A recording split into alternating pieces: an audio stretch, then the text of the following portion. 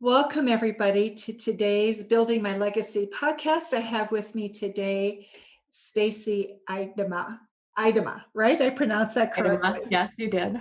And Stacy is fascinating because she comes out of the corporate world. She worked with executives building teams globally, so large teams as well as smaller teams, managing projects for them, and really looking for how do you achieve results internationally, globally, as you work together. And one of the things that she came away from with that experience was the key role of communication, and how we communicate impacts the results that we have.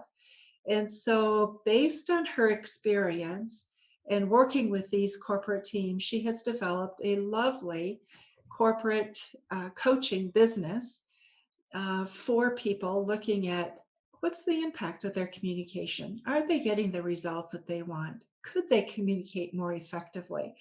So, Stacy, with that, I'm going to let you share a little bit more with our audience about how you came to this and what and how you go about doing what you do. Well, thank you, Lois, for having me. I'm very grateful. So, how did I come to this? As you mentioned, I spent many years in corporate, 26 years in corporate, working for companies as small as 40 employees all the way up to Fortune 4 companies. Consulted for many years in healthcare, mobile, financial services, various sectors of financial services. And being in and around teams and knowing that everyone comes to the table with their own abilities, their own strengths, their own insecurities. And my focus for most of those years, which was really about how do I get the work done? How do I leverage the people to get the work done? How do I help the leaders understand what the problems are?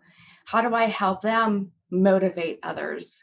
And then how do I pull everything together and move things forward? So, after spending so many years doing that, when I stepped out of corporate, it just kind of came back to me. It was a place I'd love to be. The people were my biggest passion. Um, Innovations were great. Doing what was the right thing to do to give people new products, services, tools, tip, whatever it was fabulous. But the connection, the people connection, was the most meaningful for me. And so going back to that world felt natural, if you will. So, you talk about leveraging your strengths to communicate. Talk Yeah. a little bit about that, if you would, please. Yeah, absolutely. So there are a lot of strength-based, psychology tools out there, discs, strengths finders. Um, there are also other strength-based approaches specific to character strengths. Um, and I love to learn about what makes a human tick. So, what truly motivates them day in and day out? It's one thing to go in and to have to perform in a job, it's one thing to have to go home and perform for your family, but it's another to say, this is who I am as a person, these are my strengths. And with that, how can I help somebody leverage those strengths to communicate in a way that feels natural, that's authentic, still gets the message across, and hopefully gets them either the answers that they're looking for, some more information to make a decision, or just to uh, be able to process, what's going on in and around their world. So, communication is a very personal thing. Yeah. I think people don't like to think that they're poor communicators. It's do I have a result or don't I have a result, is Right. more how in the corporate world we look at that. So, how do you find working with executives, with people in the corporate world, in terms of beginning to approach that? Um, b- and part of what I'm asking is growth is is an individual thing. Mm, We never are perfect, never right, perfect enough. right. And so we're always, as a human being, working towards something. But I think as we progress, we get to a point where we think we've eliminated weaknesses, and that's why we have our position. And so, how is it that you work with people to really hone in on communication and looking at that? When for the so you touched on a couple things. So for those that think that they communicate well, a lot of it is really digging into where are the areas that they do believe that they communicate well. So it's always easier to start with where they believe their strengths are. Um, and even just from a core communication standpoint, where are their strengths? What are the results they're getting? And then with that, dig into a little bit more of what is not working well, and then how they believe it could be different. And somewhere in the middle of there is usually the answer or some information that allows them to say, okay, maybe I wasn't communicating at 100%, and maybe it's 85%, and I see where I can do different. Or, gosh, you know what? Maybe I've really communicated like below 50%. And then we figure out a way on how you would communicate better based off of what results they're looking for. So, when you work with people, do you have a framework that you take people through? How do you approach it? Yeah, I do. It's a it's I call it the speak method. So we start with strengths.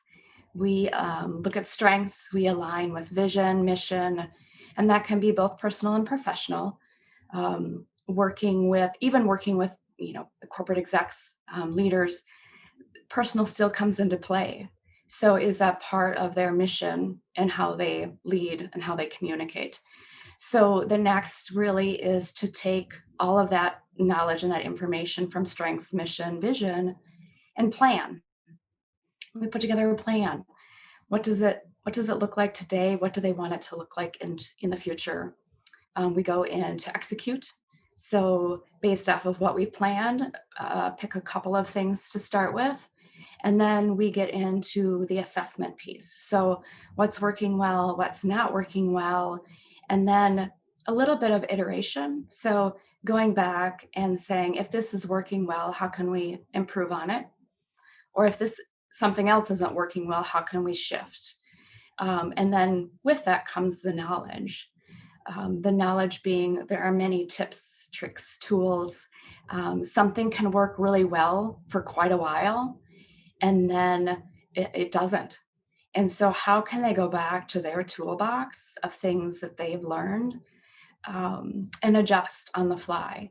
Because like I mentioned, things can work really well for a long time and then suddenly it doesn't. It could be just the overall environment. It could be the stressors of the team. It could be the stressors of the business. It could be personal, the stressors in the personal realm. So the process is pretty simplistic and it's meant to be very iterative. But the core then is really about strengths and getting to know the strengths and then figuring out how to leverage those in a meaningful way. So, when you coach somebody and you take them through that process, about how long does it take for them to begin to see change and an improvement? Um, Depending on how committed they are, assuming that they're very committed to change, 4 to 6 weeks. I usually, especially if I'm working just one on one with a leader or executive business owner, we a minimum is 12 weeks for us to get from beginning to end. And why that is important is it does take 4 to 6 weeks even just to develop a new habit, but you also have to get into the work. And when you're in the work and you're implementing that new habit, what are the responses that you're getting? Not only from those around you, but then how are you responding to their responses? So it's a process. It requires, some reflective thought. It requires what's the word I'm looking for? The tenacity to see things through because some of the work is hard. Yeah. Yeah, and but on the other side of that hard can be something much more powerful and most likely easier. Right. It can be easier, can't it, if communication goes more smoothly. Right. Tell me, what are you finding right now coming out of COVID? I'm seeing so much anxiety, tension, uncertainty still as to what's going to happen. And you spoke, well, let's start there. And then I want to go on to you're having talked about the loneliness at the top. And I Yeah. think the leaders at the top are dealing with those same anxieties and are trying to Yeah. figure out how to lead. And transparency takes on a different meaning for them right now. But Yeah. I want to come back to that. But let's start with just overall, what's been the impact of COVID and what we're doing now or responding, how we're responding coming out of it with communication. Communication has required so much more empathy, which Ah, doesn't feel like communication for many, um, because the goal every day is to go into it to get stuff done, and that there's that tangible outcome, whatever that looks like. And empathy is not tangible. It can be in other ways, but it's definitely not immediate. So I think for many leaders, it's as I would describe it, I used to go into many offices. I've been in many offices where the executive has closed the door behind me and has sat down on at his desk and put his hands in his head because there's just so much stress, so many unknowns, um, so much uncertainty, frustration. You know, the list of emotions is high. I think those things are still happening, but I also think that they're happening on the other side of the desk. There are people at home, doing their best, trying to do the work that they love to do or that they need to do. And when you have both people in that in that mode of uncertainty, um, and panic, somebody has to step up. And the unfortunate part is it has to be that leader. And I think when they emulate that behavior, those actually emulate in return. So I think it becomes a mirror. So I think the communication is just different. It takes more time. Empathy takes more time.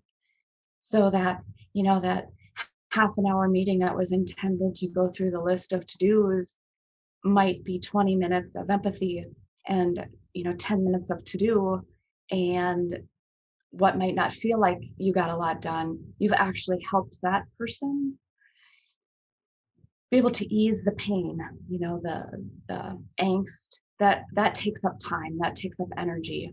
And so in having those conversations that are more empathetic, I think that's probably the biggest change with COVID.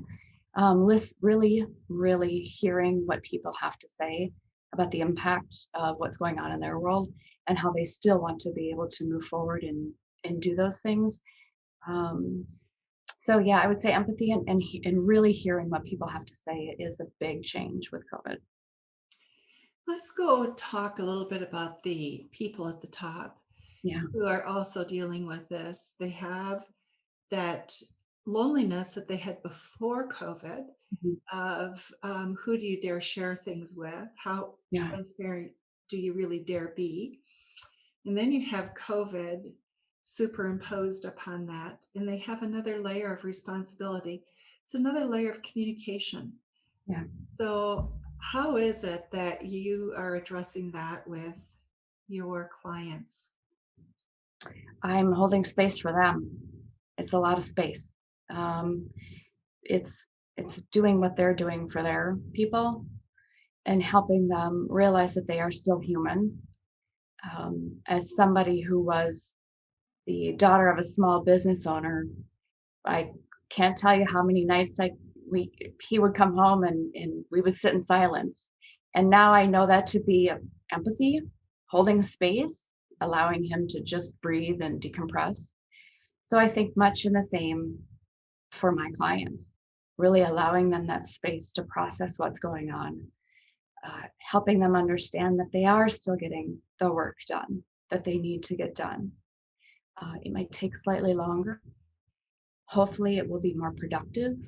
And in the end, hopefully, those that with whom they employ will see that empathy, will have gratitude, will really start to understand that they too are, at the top experiencing some of the same things, and hopefully heal together. I mean, there's that opportunity to heal together. Um, so it's really about creating that space and helping them work through those things, allowing them to talk about the issues that they feel most prevalent, and then really prioritizing what is important so that they can move forward, because there you can only work on one thing at a time. Contrary to what many believe, you can only work on one thing at a time. So helping them also prioritize what is the most important is Yeah, also part of that process. Yeah. got it. What do you think are some of the biggest mistakes people make with their communication? Oh,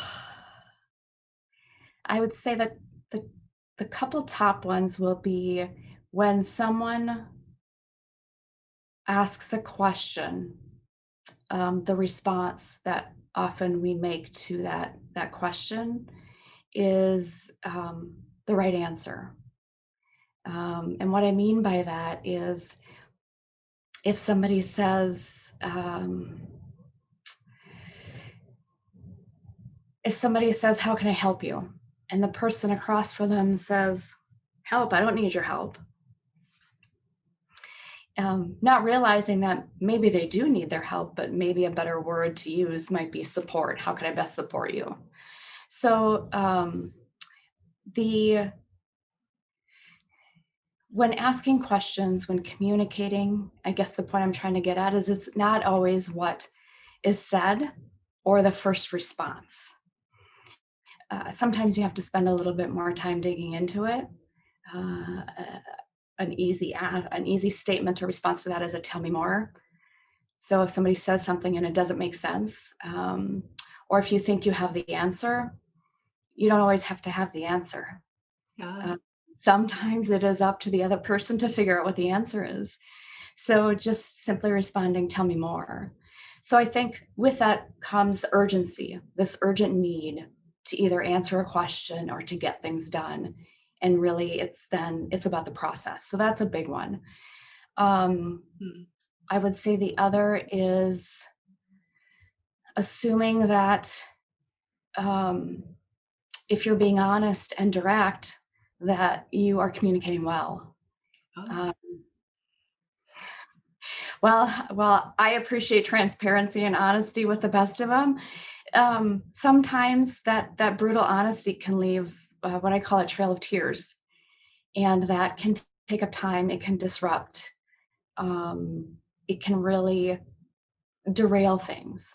So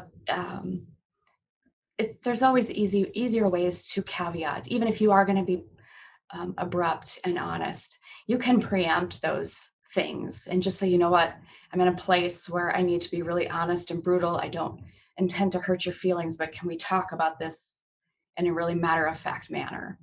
Right? Giving a little bit more context helps a ton. yeah. I just have to share with you a story because you come from Minnesota as I do, where we have a lot of Scandinavians. And I can remember when I was first married, my husband said to my grandfather, who was 94 at the time, "Do I tell my wife honestly everything?" My grandfather looked at him for a long time and he said, "Sometimes the best communication is to say nothing." And I've thought about that so often as we have our discussion about transparency, because Yeah, we think transparency is dumping everything out. And dumping doesn't allow people to process. It generally is filled with emotion, which then takes away from the ability to really communicate. So, how do you help people approach this so that they can be honest? They can tell the truth because part of moving a project forward is having that truth telling also. yeah, And so it's a fine balance between being honest and not destroy. Yeah. That, especially when you get others involved, usually requires a lot more individual conversation. So, with some of the techniques that I have used in working with teams has really been about understanding each person's perspective, um, and bridging that gap Mhm. between each person's perspective. If you are dealing with just, say, a leader, the hard part is that you will never please everyone, no matter what, because you can't control how they respond, how they react. So, with a leader, if it's about being transparent, you end up, at least for me in working with them, I end up going into the end in mind, going into it with the end in mind. So, what's their overall objective? And then backing into that. What do they need to speak to? What's really important? What might cause the most questions? And from that, then formulating the message that is authentic, that feels like they're communicating in the most transparent way and honest way without dumping everything on the audience. So it kind of depends on which, how many people are involved in the beginning piece. Is it just an executive delivering to a broader audience, or is it a team delivering to an executive or a team delivering to a team? So there's a couple different approaches to take with that. So let me ask you, if you're a new leader, a new CEO, CFO, CMO, whatever, and you're stepping into this position and you're mindful that who you show up as is everything for your future, where would you tell them to begin with their communication? That's a great question. Where would I tell them to begin? I would say telling them to begin with what feels natural. What what's the legacy that they want to leave behind? Do they want to know, do they want to be the one that was, would go to bat for their team, yet when the team didn't show up, was willing to be honest with them at the same time? Do they want to be known as the go-getter? Do they want to be the one that's known as a little bit more behind the scenes? How do they want to show up? And then what do they believe that messaging to look like? And then thinking probably again with the end in mind, what's that legacy that they want to leave behind? And then putting together, I don't want to call it a plan, if you will, but just ideas on how they believe that messaging might start to look, because you can evolve. I think that's the hard part. People often forget when they go in, they think they have to start at X and through the rest of that path stay at X. And they could, go back to M or go to A, or you are allowed to grow. You are allowed to evolve. You are allowed to show up differently, whether they believe it or not. You do. You're human, you evolve, you might have all that experience and all that knowledge, but you're never going to stop collecting that knowledge and that experience. Yeah. If we allow other people to evolve, then they'll allow us to evolve Absolutely. also, right? And I think we forget that there's a push and a pull. It's Yeah. people respond in like to how we respond to them, and we do reap what we begin to create. Talk about legacy, and I think that as people move into a new position, I often hear people beginning to think about that. How do I want to be remembered? What Yeah. will I be leaving behind? And how will be people be talking about me down the road? Will it be, wow, he was a battle axe, or she, right? Or she could really lay it out for everybody, or wow, they spoke with a heart, but they never got anything done. You Right. also hear that aspect. Yeah. So I like your talking about planning. What is it? The outcome. When you leave that spot, what do you want people to say about you? Because I think if you have that in your mind, it helps a little bit as you make decisions. Yeah. So Lois, would you ask the question again? I'm sorry, I missed something. No problem. So I was talking about legacy, Yeah. and what I'm hearing you say is that if you think about what the end is, Yeah. about what do I want to leave behind of who I am? What do I want people to think about me when I leave? It's easier to figure out who you want to show up and be, Oh, right? yeah. Yeah. And so that also says to me a lot about the value of a coach for when Mm. you step into that new role. Your thoughts on that? Um, so are you asking, just to make sure I'm clear, are you asking me on my, like the legacy I would leave behind as a coach? Well, that would be a fun thing to hear too. But I was thinking more about, so I think when people walk into a new leadership role, they think that by they make an assumption that because they got there, they've got the Mm, skills, right? okay. And they will produce a result that will be meaningful. And what I'm hearing you say is take a look. Who do you want to leave that organization as? What do you want the stories about you to be? And so creating that, but I think for a lot of people, creating that without a coach would, Oh, is tough. yeah. Am I right or wrong? Yeah. I think you're right. I mean, everybody needs somebody. So yeah, even me as a coach. So just to make sure, then you're asking me how might I guide them through that? Yep. Okay. Um, so it would go back into a little bit of the planning, and more from the standpoint of what would that what would that ideal experience be? Mhm. Because in that dream, in that when you sit in that dream state, um, and I actually do this with my clients all the time. I want to know what that Shangri-La looks like. So for the framework of, say, an executive in a new role, what's your Shangri-La? Allow yourself to dream a little bit, because in that dream there are key nuggets of how you want your team to function, how you want to perform, how you want to show up at home, with friends, because it is, while it is about work, it is about home too.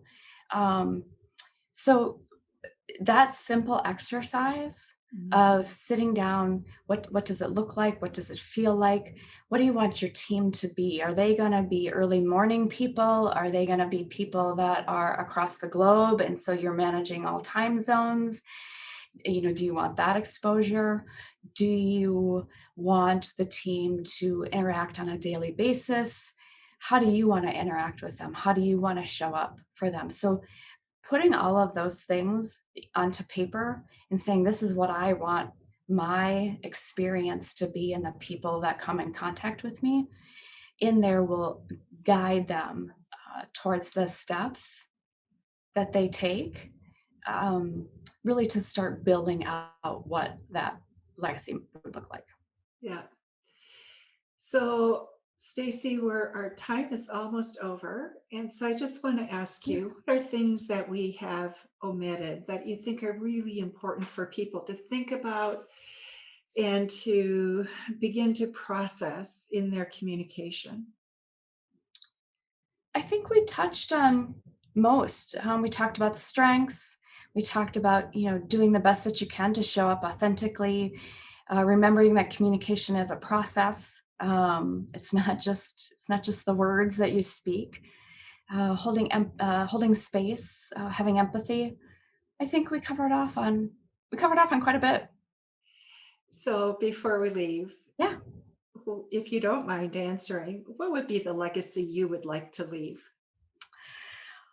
Oh, for me, it's really about experience. So whether I'm working one on one or whether I'm working with an executive and his team, it is, for me, it's what is the experience I'm giving them? How am I helping them to be able to function in a way that feels productive, that feels authentic, that allows for transparency. And how do I help them not just do it in a one-time event, but how do I help them really change the culture of how they want their business to look like from where it is today to that future? And then how can I help them have all the tools and use all the tools? So it's really about empowering my clients to be able to have this all immersive experience, and then for them to be talking about me years later, right? And in whatever way they evolve, that they've been able to take what they've learned, pass it on to the others, and really be empowered to do great things because we're all in it together.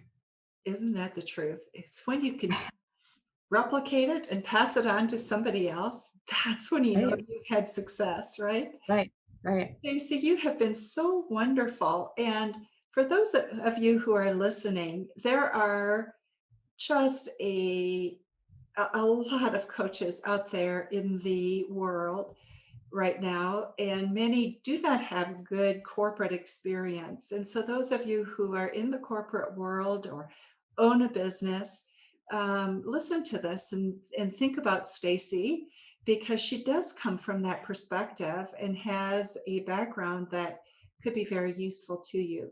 We will have information about Stacy in the show notes, so you can contact her. You're welcome to do that. If you have any difficulty or need help connecting with her, let us know. We'll be glad to help you.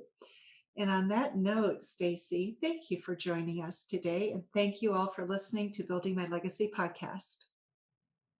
Thank you, Lois.